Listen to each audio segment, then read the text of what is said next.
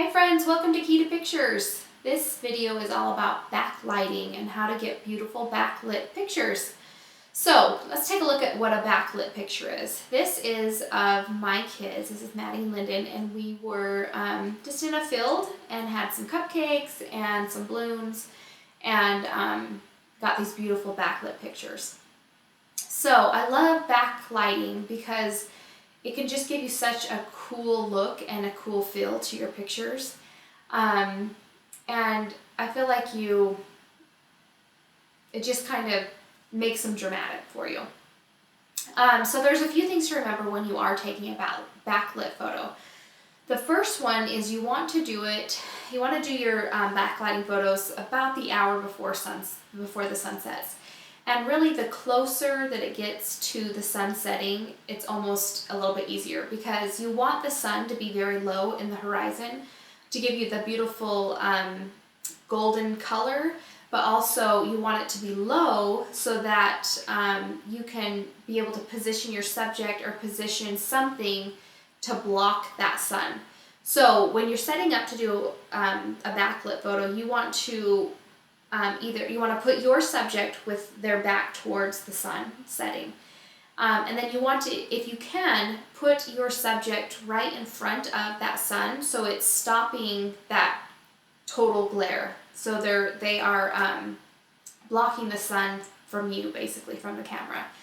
And you can use them, you can use your subject, you can use maybe a tree, have the sun kind of coming through a tree. You can use props like we did in the balloon picture, but you just want to make sure that there is something that is blocking that direct harsh sun. Okay, so take a look at this photo. This, you can see he has no head. So what I did is I positioned him and I think I was squatting down on the ground, so I was kind of more of at an up angle, and the sun was basically right behind his head. And because it was so bright and so glaring, it basically just, that light just engulfed his head, and you can't see it. So what I did is I took that picture and then I looked at my camera and I was like, oh, okay, well, that's not gonna work. And so I stood up and I got in a little bit different angle and different position so that my subject was now blocking it more with his torso, with the lower part of his body. So take a look at this picture. So you can see now that he's still blocking the sun, and you can see his head, but that sun is more down lower on him. So it's not chopping off any limbs or anything like that, especially his head. That's pretty important. So when it comes to backlit photos, and you're using the Aperture Priority mode, which is that AV mode, that's what I use.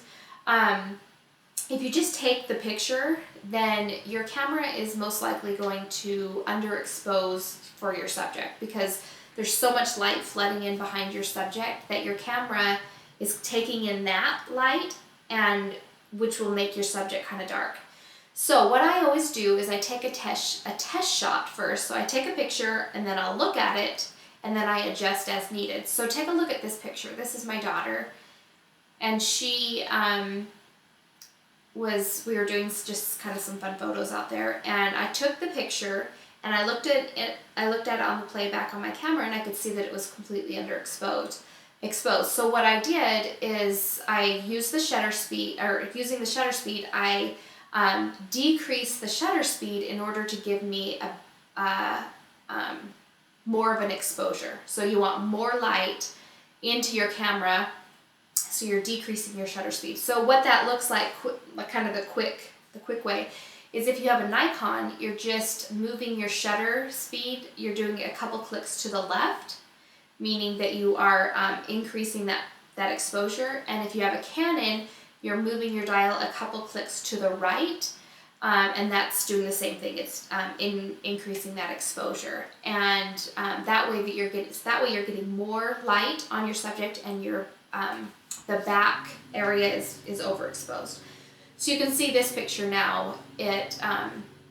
This is after I adjusted and did a couple clicks with my shutter speed to the left, and it exposed properly for her. So one other thing you need to keep in mind with a backlit photo is if you have your UV filter on your camera, that's just that lens or that little filter that goes over your lens, sometimes you'll get a green haze from having it on there. So take a look at this picture. You can see that it looks kind of green on his shirt, and that's just because that UV filter is reflecting the kind of the coloring that's on that and affecting your photo. So just go ahead and unscrew that the filter and you'll be fine. So usually 9 times out of 10 when I do backlit photos, I always enhance them in Lightroom. So you can get it great right out of the camera, but there's little tweaks and little things that you can do in editing that will really make it shine and really stand out. And I have a video coming out with how to edit your backlit photos.